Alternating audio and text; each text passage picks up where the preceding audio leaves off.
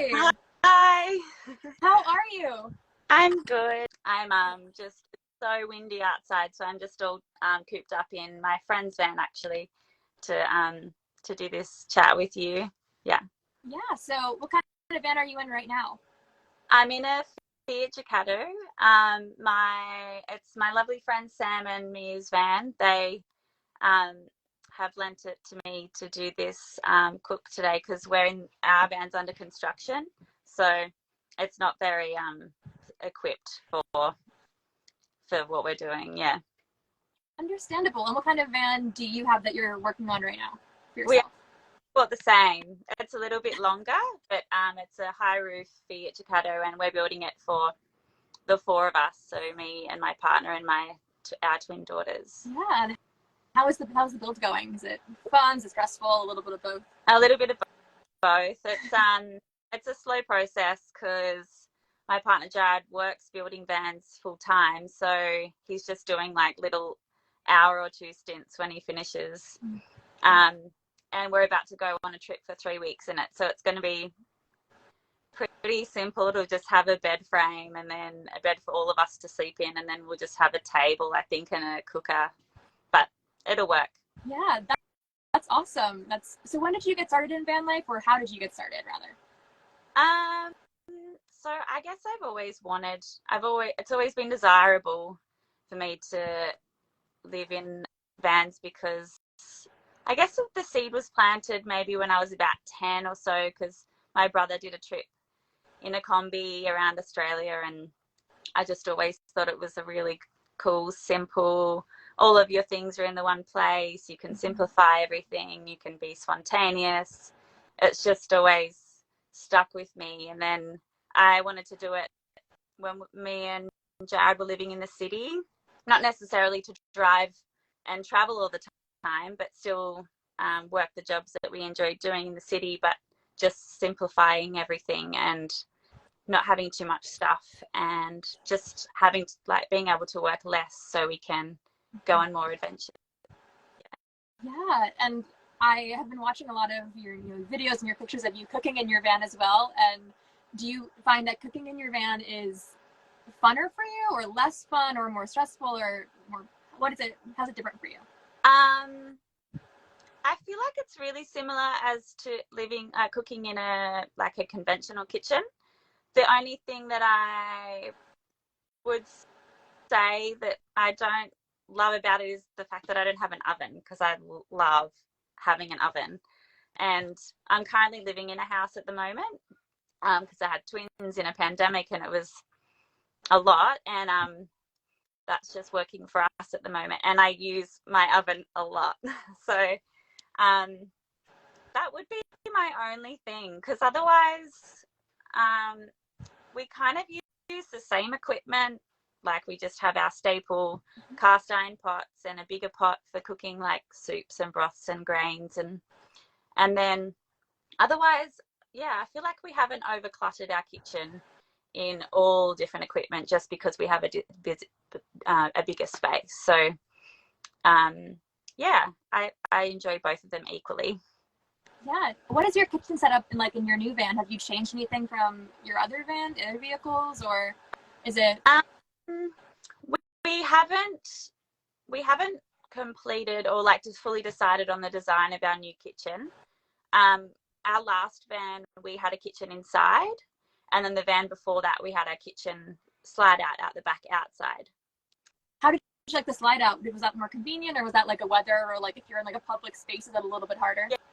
Yeah, that would be the downfall. But at the same time, Jared would always talk about his love of cooking outside because it's a lot more interactive, and strangers will come up and talk to you while you're doing it, and you're out in the elements. And yeah, so I guess they're all the positives. And also, then you've got more space inside to hang out and eat. But I think that there's something that I like about cooking inside, because then we wouldn't have to seek alternative ways to feed ourselves depending on the weather. But I don't know, maybe we could be cheeky and have like both. Like, we could have a backup gas stove inside and then still have a slide out kitchen in the back. Yeah. So do you, in your last van, did you have a portable stove, or did you have one that was kind of portable, or what kind did you go for? It wasn't portable. It was actually an old caravan stove. So it actually had a little oven in it. It didn't work very well, but you could really, really slowly roast some sweet potato or something like that. But it would take a really long time. And it was a 2-burner. Well, can you imagine one out of an old caravan? It had gas hooked up outside, and for safety issues, we had to build a gas box in the side of the van that was externally. And then, therefore, if there was any leaks or anything, it would be completely closed off. Yeah. Yeah. Yeah. That's actually, was it a really complicated process to make that box and to do all those different things? Do you think it was worth the extra effort and work, or do you think it would be for me, I just have a small propane tank and I have my Coleman cooking stove. Do you think that it's better to have that larger amount, or do you think it's better to just have something? What would you prefer or recommend?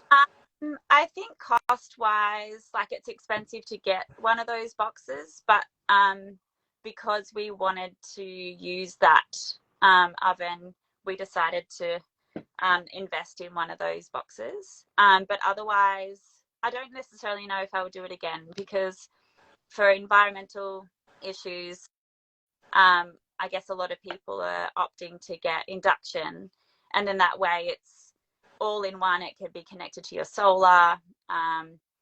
There's there's no leaks. There's so I think that that's probably the route that we might go down. Even though I love cooking with gas, it seems to be maybe the direction that we might go this time. Yeah. Have you ever used an induction stove? No. I used one for the first time yesterday, and I'm at a hotel right now actually, and I used it in a hotel, and it burned my food so quickly. So quick. I had it on the lowest temperature. I was like, this is going to be a learning curve. So if I put one in my next van, I thought it was very interesting how different cooking really is, besides just the method itself. Actually cooking was definitely different for me. Yeah, I guess that we use electric, I guess, which is essentially the same. I heard that induction's a little bit better with controlling the temperatures, so it doesn't go from one extreme to another, which some electric stoves can do. So maybe I know there's a lot of clients that Judd and his partner Sam, business partner Sam, work with, and a lot of them are getting inductions installed into their vans rather than gas. Mm-hmm. So that must work pretty well. So when you eat in your van, what are things that you normally eat on a regular basis? What are some of the fancy foods you make, and some of the quick foods that you eat in your van that are your favorites, your go-tos? Fancy, not necessarily fancy, but time consuming would be pan fried pizza, just because there's a few elements to it and it might make a little bit more of a mess. So you're dedicating that time, that afternoon, to just hang out and be in and out of the kitchen. And then you can put any toppings that you want. In my book, I've got a homemade ricotta to put on the top, and then caramelized onions. So there's lots of little different elements that are time consuming, but yeah, if you enjoy the process, then it's fun. And also some of the slow cooks, there's some shanks, lamb shanks, and some of the there's a broth or two. So just they're the kind of time consuming ones, but kind of low maintenance, because once you put them on, then you can just go off and do whatever you want while it's slowly simmering.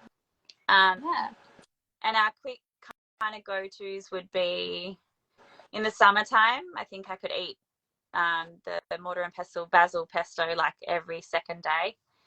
And fish tacos, they would be relatively quick. There's a bit of chopping to be done, but you only need to cook the fish, so it's pretty, you don't have to dirty a lot of things to prepare them. Another thing would be, another go-to, the one that I'm going to cook today is a 1-pot mushroom pasta. So that's definitely semi-quick, but also just one pot. You don't have to dirty a whole heap and create a lot of mess in your kitchen. Yeah, which is always important. Do you find that you make a big, like, cooking inside your house versus cooking in your van? Do you find it's harder to clean up in your van, or that it makes a bigger mess, or how is the cleanup for you? I think I make a bigger mess in my house Really? just because I can. And I have two-year olds that are throwing things and wanting to help, so that definitely creates more mess. But yeah, I think living in a van has made me um, a lot more ordered, a lot more like keeping on top of things and keeping everything in its spot, because otherwise it can be really overwhelming in a small space. So just cleaning up as I go, putting things away, and everything has a spot and everything's within arm's reach, so it's really easy to keep things in where they go. Yeah. Yeah, that's very true. I do love that about no matter what I'm doing in the van, cooking, reading a book, whatever I'm doing, I can reach it with my Yeah, just by sitting in my bed.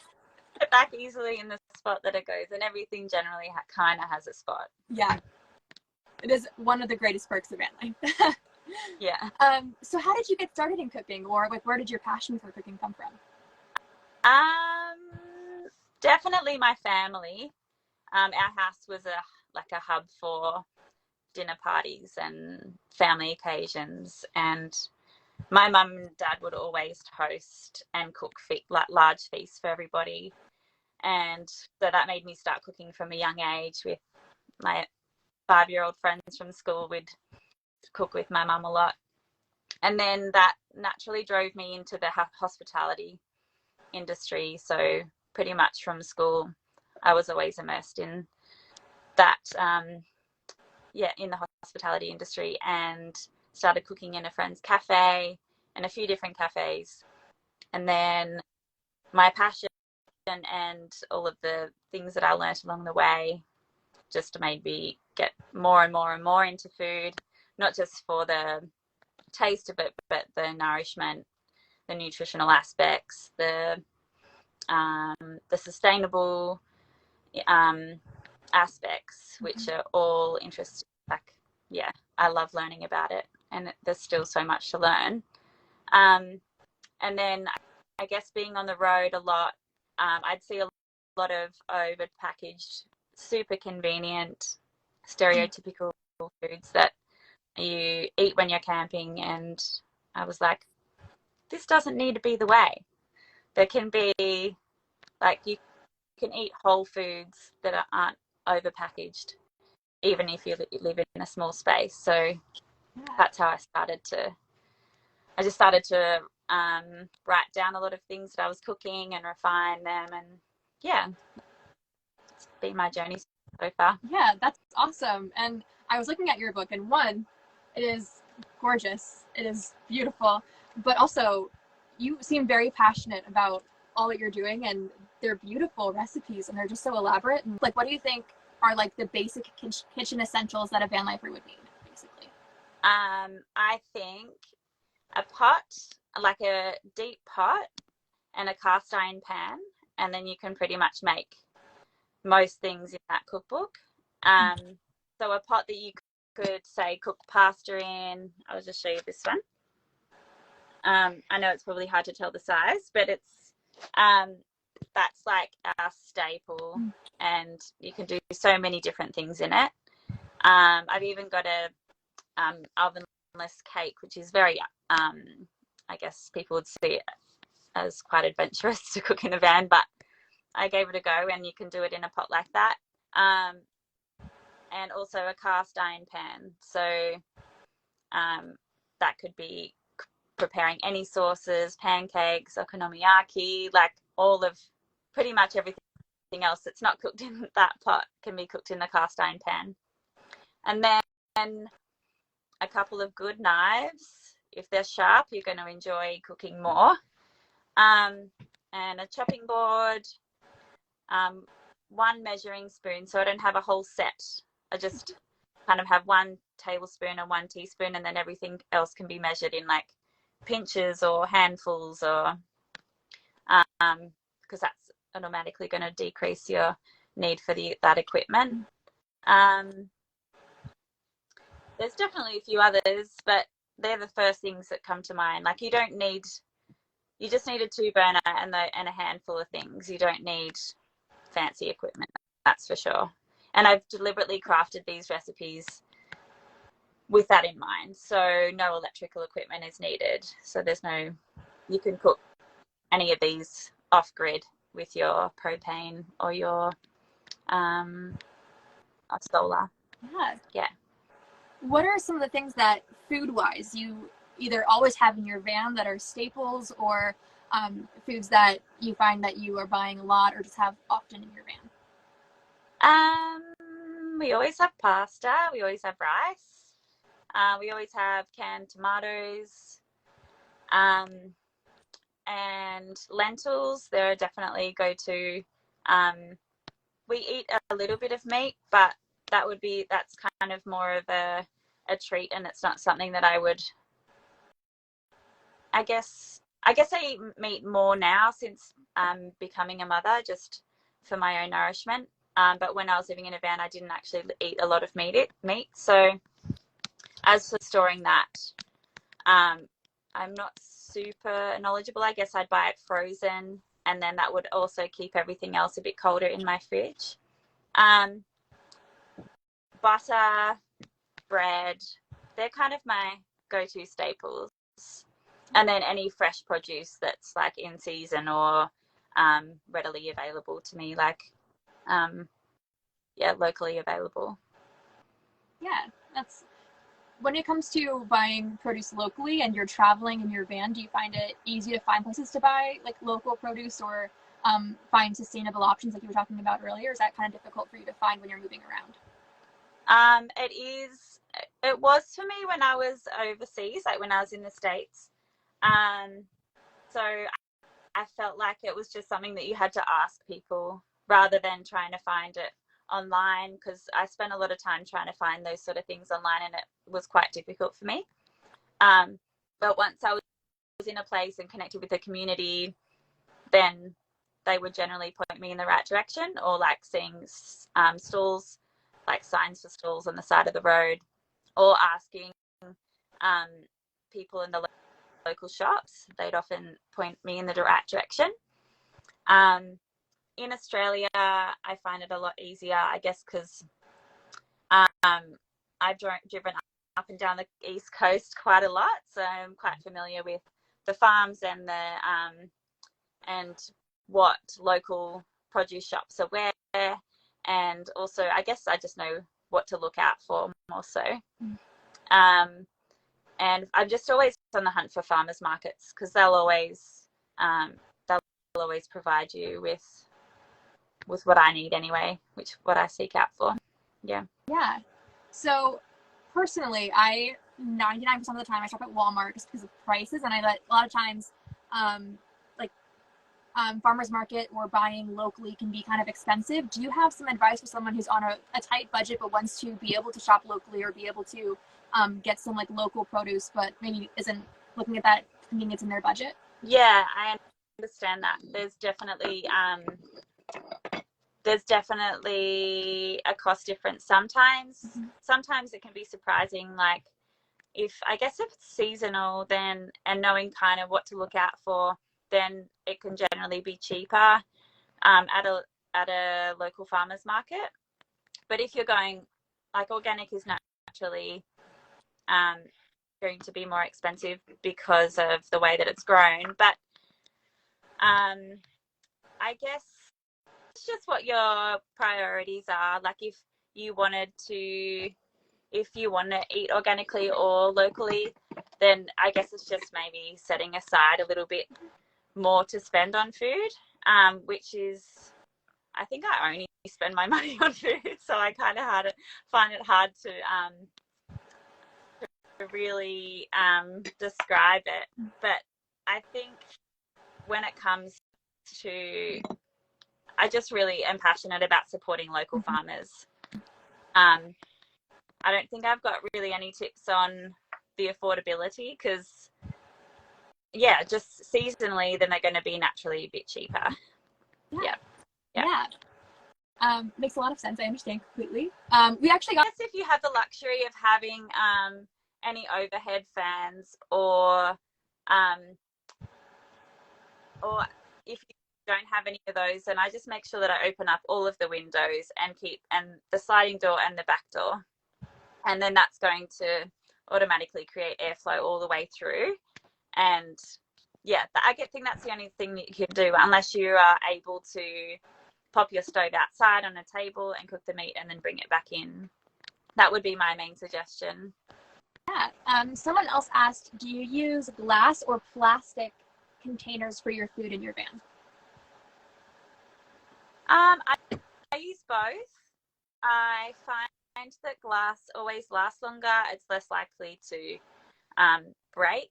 I've tried to buy plastic ones a few times, thinking that they'd be lighter weight, but they just don't last as long.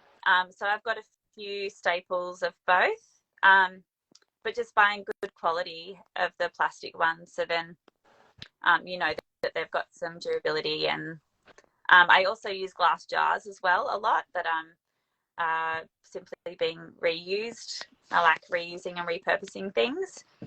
And then I've got designated jars for all of my food. So then, therefore, I know that everything's going to fit. But let's see, what other questions do we have?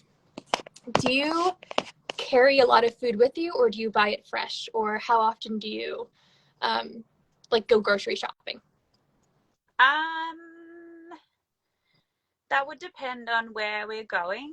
Like, if we were going out and not really going to be in contact with shops for a while, I'd obviously stock up and maybe buy vegetables that had a bit more longevity. So sweet potatoes and cauliflower, cabbage, those sort of things that will keep a bit longer. But otherwise, I'd probably buy fresh food every 3 days or so.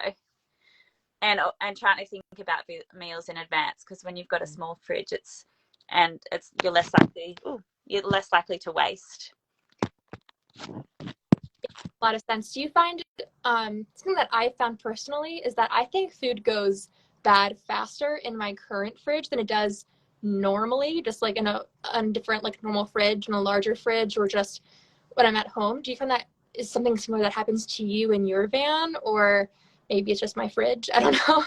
No, definitely. Yeah. Yeah, for you?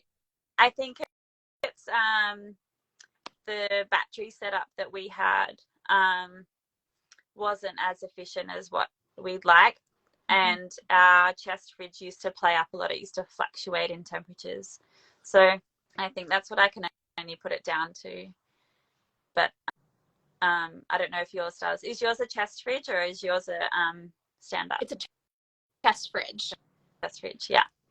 Yeah, I sometimes think if all the foods that's like at the bottom can sometimes go like soggy, or like get a little bit of water in it, and that creates spoilage. And then sometimes the food up the top isn't staying cold enough. So it's I found it a little bit more difficult to regulate on where to put everything and for everything to have its optimum freshness in there. But it could have just been the type of fridge that we had, and also not getting enough power to it. Yeah, for sure. So you have a chest fridge as well, you said? No, we did. We haven't actually bought a fridge for our new kitchen yet. We're still having that conversation on which one we're going to get. Have you ever used, either camping or in a van, a cooler with ice in it? Yeah. Yes. What is your opinion on that? Do you think that's, works well, or what's your opinion? I find it really challenging, because quite often things get waterlogged and you've got to buy ice all the time, and that comes with waste, like plastic waste.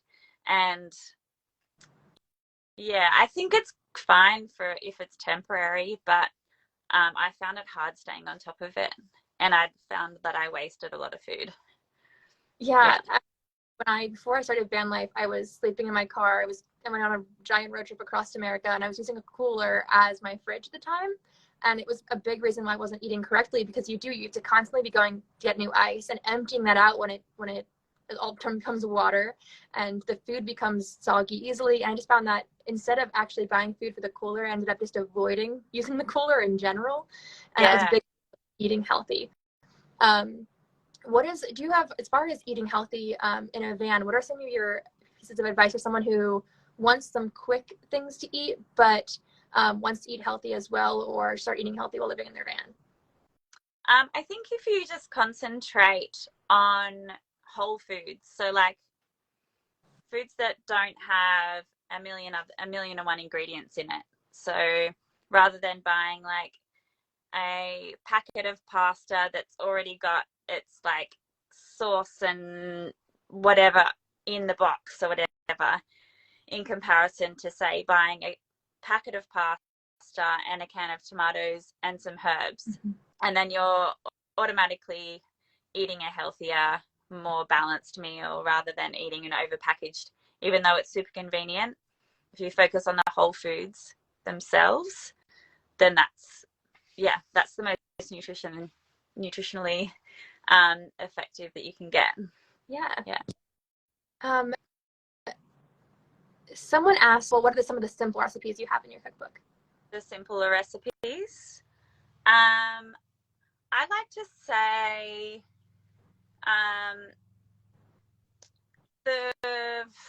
there's so many. It depending on breakfast, or I think I'd go with, there's an overnight oats in there, which is a really simple thing, and then you can put whatever grated fruit or coconut water, and you can soak oats, and then that's basically can be breakfast for 3 or 4 days, and all you need to do is top it with like yogurt and fresh berries. If you're going down the dinner route, even though if it's like there's might be a few spices in there, like the spiced lentils is a great simple meal that generally you can only, unless if you didn't want to have it with rice, it's just a one pot thing, and then that can be used for dinner and lunch, and it'll last a few days in your fridge. So I think the way I see it is creating like cooking recipes, so then you can maybe have it for the next few meals, and then that simplifies your life, rather than have to cook something new every time. For sure. I'm sure it's easier the more you do each recipe. Let's see, someone asked, what is your advice for safety while cooking in a van, especially in concern of propane? Okay. I did touch on that a little bit before, and I spoke about the like traveling with propane is, in Australia anyway, it's illegal to travel with a gas bottle. You have to have it contained. So that's why we bought a gas box that was installed in the exterior of the van, and then it was connected obviously inside. So then if there's any sort of leaks, then it's not going to leak into your van while you're sleeping. And then there's also the refillable cans, which is what I'm about to cook with today. And they're a lot safer, I guess, because you disconnect the can, and then there's only a small amount that you're actually traveling with. You're not traveling with a big bottle. That's basically like all I've got to say about that. Yeah. So going back to what you're going to make today, what are you going to make today? I'm going to make a one pot mushroom pasta. So I don't cook the pasta separately. I cook it in the pot with stock and the sauce. So then you only have to use one pot, and everyone loves one pot dishes. It's vegetarian. It can be made vegan if you omit the little bit of cream that I put in at the end. But otherwise, and also can be made obviously gluten-free if you use gluten-free pasta. And it's just made with all whole foods that are easy to find, accessible. Even if you can't get your hands on all of the herbs that are in there, it still tastes as good just with one of them or two of them. and it's pretty, I think it's a meal that we'd cook every season, even though mushrooms are mostly at their prime in the autumn, but mushrooms are generally available all year round for us all. Saying with like reducing waste even when things are coming in packets, what are some of the ways that you have found to reduce waste easiest or the most while living in your van?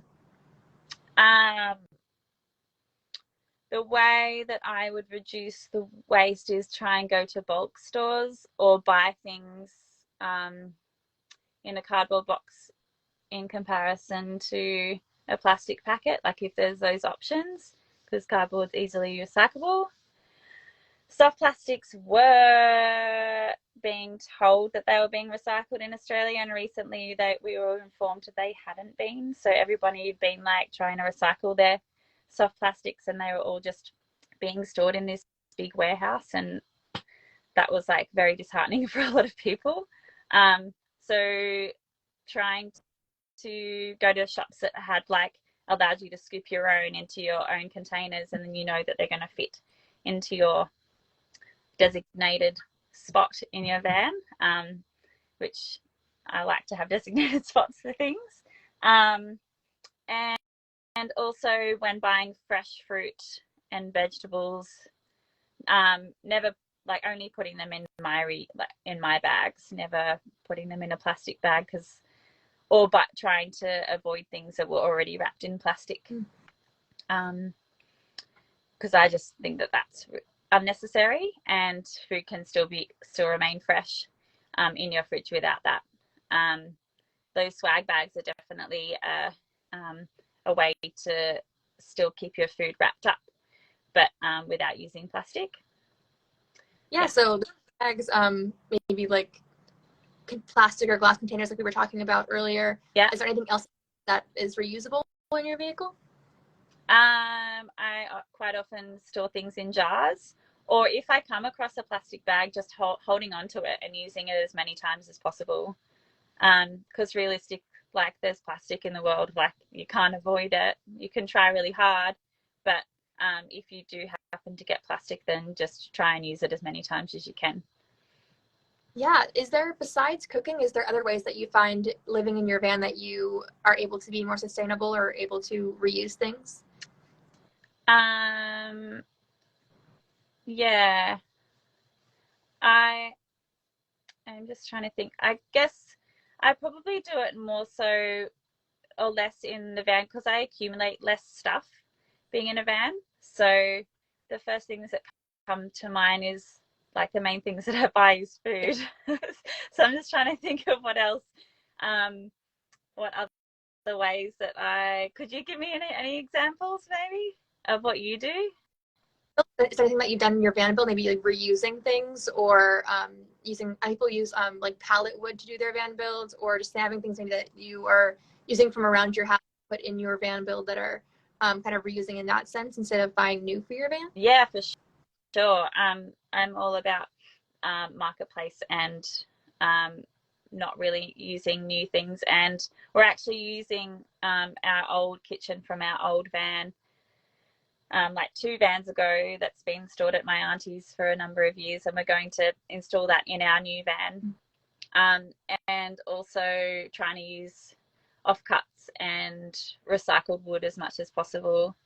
And the same with like fridges. We don't necessarily go and buy new fridges. We'll use secondhand ones. Secondhand all the way, I believe, because if it's a good quality product, then it's definitely going to have usage in it, like more usage after somebody else has used it for a while, if it's good quality. Yeah. Also, I find that living in a van itself, because you're being minimalistic, because you only have so much space, it's so much easier to, be thinking minimally and be thinking about the environment you're buying, because it's so hard to fit things into that small space. Yeah. Someone had commented Swiss towels instead of paper towels. This is Buena Vida Root. They commented Swiss towels instead of paper towels, natural scrubbies for dishes and body. And they commented as well shampoo and conditioner bars, which are all really great. Yeah. So be environmentally friendly while living in, even if you're in a house, those are great ways to do that as well. Definitely. Yeah. Yeah, shampoo bars are awesome. Sometimes it's hard to find a good one, but once you find a good one, then there's no going back. Hey, like, I think they're great. And especially ones where that have like multiple uses. So ones that you can use for your hair and your body. But also that at some bulk stores, if you find the vessel that you like, then you can just keep refilling those sort of body products up at those shops. And I've created a few recipes as well that are non-food related in the book, using common pantry items. So there's a mosquito repellent, there's a lip balm, there's some toothpaste, and an everyday cleaner. So just using citrus and lemongrass or whatever, as they're both antibacterial, and vinegar. So yeah, I've got a handful of non-food related recipes at the back. The bug spray. Have you used the bug spray in your vehicle during the summer when the bugs are crazy? Yeah, definitely. And I think with the thing with mosquitoes is they don't like really strong smelling things. So so the oil that you add, like I use eucalyptus or peppermint because they're really, really strong and not an inviting scent for bugs. Makes a lot of sense. Yeah. Is there anything else besides that spray that you make that you do to avoid bugs in your vehicle? No. I definitely want to invest in one of those magnetic screens that you can put around the door frame, because then you can still have airflow. You can have your door open because they're about to get really bad here in the summer. So I think we're going to try and find one of those secondhand. Have you got one of those? DIY'd one from a screen that Amazon was selling for just like a regular house door that has like a magnetic strip in the middle, and I just took one and I cut it down on one side and then I attached the Velcro to the sides of my vehicle. So it was like a 20-minute DIY from a door bug screen to my van bug. Yeah. And it works? It works. I have a bit of a problem with the Velcro on the vehicle. It attaches right to the vehicle itself, and in the summer, Velcro on a hot vehicle melts a little bit, so it wasn't sticking that great. Plus the pressure of the weight of it already like kind of melting off wasn't great. But besides that, it worked great. I don't ever open that door really though, so I found that because I'm mostly like a city van lifer, I find that I didn't really use it that often, but when I did, it was very helpful. Yeah, cool. Awesome. Yeah, I definitely want to get my hands on one because I think they'll work more efficiently than just having a net over your bed or something like that, because then you can only really be protected when you're sleeping. So yeah, hopefully we get one. Yeah. Is there when you're like in camping or in more of a setting maybe like with where animals could be around, is there anything that you do to keep away from your vehicle if it smells like food or that might attract animals? Is there anything that you do to avoid? Well, we don't have bears, so, which I was often like petrified of. But at night we just make sure that all of our food's away. Like we wouldn't leave food on the table outside or anything like that. Definitely when we're traveling in the States and Canada, we were a lot more diligent about it for obvious reasons. What kind of animals do you find in Australia that you feel are problems for your vehicle or when you're traveling? Animals? Yeah. Like, do you have any? No, I think when you stay at like popular parks or something like that, like popular national parks where there's lots of people, then kangaroos are like a super tame, and they'll come up and like eat food from like that's hanging on your, like I've seen them like take people's bags of shopping because they're just so used to people being around. But in the wild they wouldn't do that. They're like you need to give them space for sure. Not that they're not in the wild there, but they're just used to humans being around them. Same with possums, but that would mainly be at night time. Yeah, that'd be the main things that come to mind anyway. But still, not bears. Someone asked if your book is available as a digital download or a PDF. No, it's not. Sorry. Just a tangible, just book form. Someone said, I'm nervous about having a tiny kitchen and having enough room for pots and pans and things. How do you combat this? I think just keeping it to like one, I think having no more than 3, and ones that can like either stack in top, like underneath or inside if you want to have extra, so that then they're always going to take up just that amount of space. So my my cast iron pan will fit underneath that, and that will slot in. And then if I wanted to have an additional pot, then it would fit inside this one, rather than having all like different size pots that don't fit together. I think if you wanted to have more than 2 or 3, then find ones that work together. Yeah. What is the main difference between cooking in a van and a house? The main difference for me is not having an oven. I definitely miss having an oven. Otherwise, it's very similar for me, because just, I guess, bench space is an issue, but keeping everything clean as I go, then it's not a lot different cooking in a van to cooking in a house. Because I just make more mess at home. In my house home anyway. I think just learning it as you go, like thinking, you know how you figure out things as you go. I never like moved as fluidly in my van kitchen, but after doing it a few times, and you figure out what works and what doesn't, and you just find a rhythm. But just making sure you put things back in their own spot, and the process is a lot more enjoyable, I think. Do you find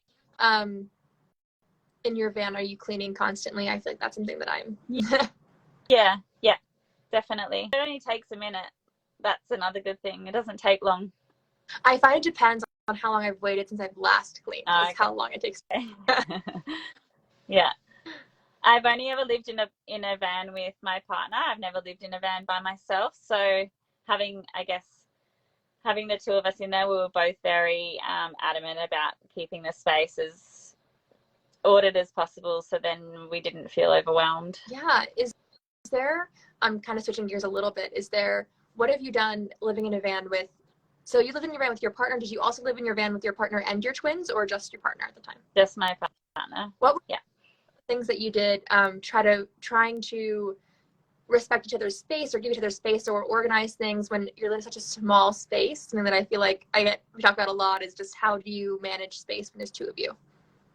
It's hard. It's definitely hard, but we get along really well, so that has worked in our favor.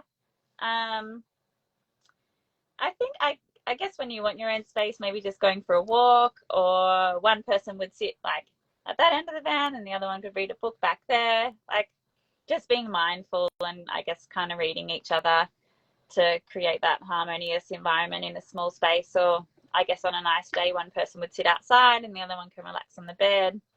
I guess the things that we tried to do if we could feel that the other person needed some space. Yeah. Is there anything that you do when you're living in your van to work on like mental health, or to like make sure you're keeping like good mental health? I used to run in the mornings, or we'd go to, like, it would be kind of a double whammy. We'd go to a public swimming pool and do laps, and then be able to use the hot showers. Exercise is a big thing for me for mental health. So as long as I'm doing that regularly and keeping on top of that, that definitely helps a lot. Yeah. Do you find that eating healthy also helps with mental health? Yes, definitely. Yeah. I found that when I was traveling across America in my car and I wasn't using the cooler as my fridge and I wasn't eating healthy, that was a really big factor of why, when I look back at that trip, what was going wrong was that I wasn't eating healthy. Yeah, and your energy drops as well when you're not eating right. I think something that I had to learn when I first went into my vehicle was the trick to be able to have good meals quickly. Because I mean, I'm not a chef. I don't want to say I don't enjoy cooking. I like it sometimes. I do feel the difference in my van more so than when I'm in a house when eating healthy. Like my van, I can feel that my energy drops more and that my mood is really about how I eat and how I'm treating myself mentally more than when I'm living in an apartment or in a house, because you're really close with yourself. Like you are like, you don't have much space to go. It expands your emotions, I feel like, in a way. I definitely understand what you're saying. And it's amazing how our body responds when it's lacking the things that it really wants food wise. Like your mood can drop a lot when you're and anxiety when you're low in iron and certain vitamins and minerals and you're lacking. Your body tells you, that's for sure. Yeah. Is there any foods that ups like mental health wise, like when you're just like sitting down, you make a food, or a food that when you eat it, you can feel yourself either like feeling physically better or just mentally better or something like that? Yeah. I would have to say, I think I could speak for a lot of people when I say like a brothy soup, like when you're feeling a bit sick, or if you've just like for people that identify like women, they like when they have had their period, like eating a nourishing broth, like I find it invigorating and it just gives you that boost that your body's needed. And then like on a winter's night, like a cozy bowl of pasta or a risotto or something. That just comfort food all the way. When switching gears a little bit, when you were putting your book together, how did you find the recipes, or how did you come up with them, or how was the process of getting every single one? Like, did you make it over a long period of time and perfect it as you were saying earlier, or how did it come together? I definitely made it over a long period of time, because that started out as potentially being a community-based cookbook, so reaching out to other people that lived in a van and getting them to share their recipes and making a book together. But that didn't eventuate. I was going to be doing it with somebody else, and then they were no longer able to do it. So then I just kept chipping away at recipes and traveling, and life threw me some curveballs. So I'd press pause on the project and then started again and then press pause. But I just kept my collection going. And then when I started working with the publishers that I'm working with, Exploring Eden,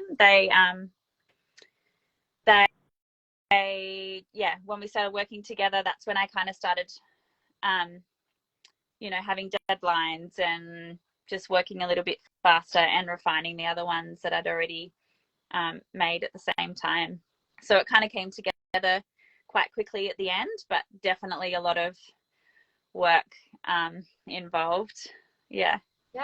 Do you have a favorite recipe in the entire book? Oh, that's tricky.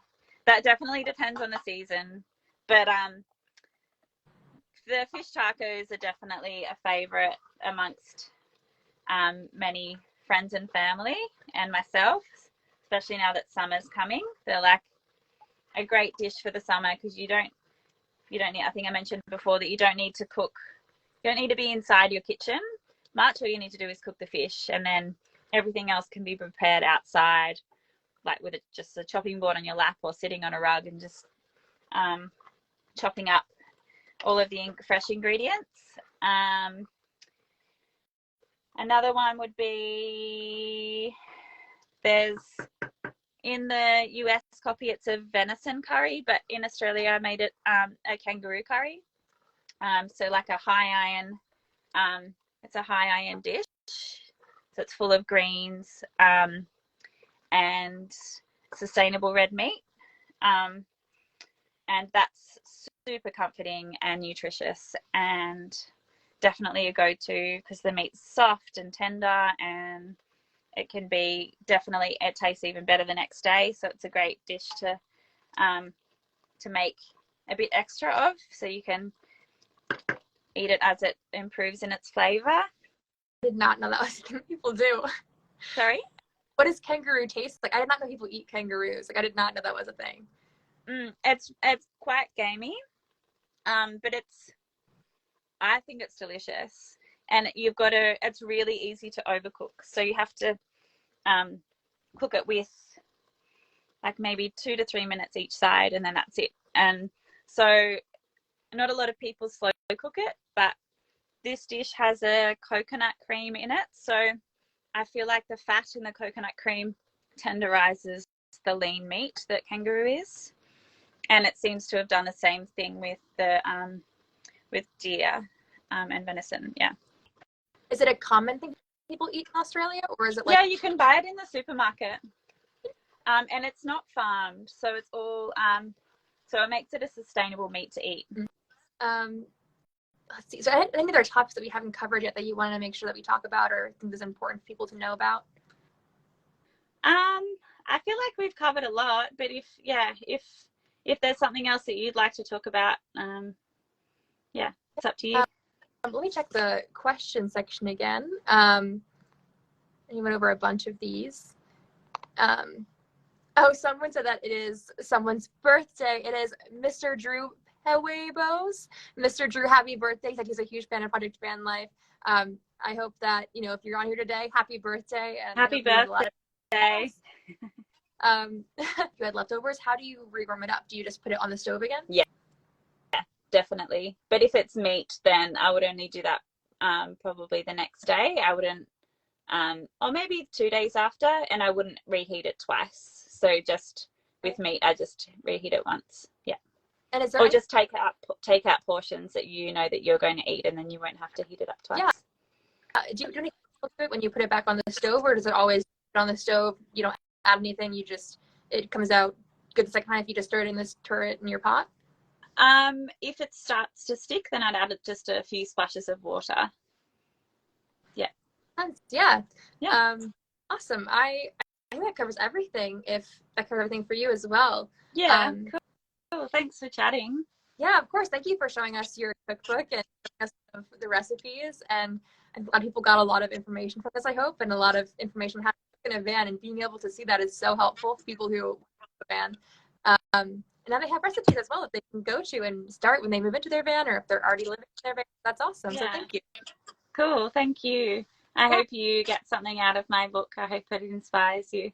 Yeah, I will try a recipe myself in my van. Awesome. Well, have a good day, because it's maybe like 12 o'clock for you, 1 o'clock for you. Yeah, it is. Yeah, so I've got the afternoon. Yeah, it is 9 p.m. for me, so it's different time zones. But thank you for your morning with me and showing everyone in event. Yeah, thanks for having me. Yeah.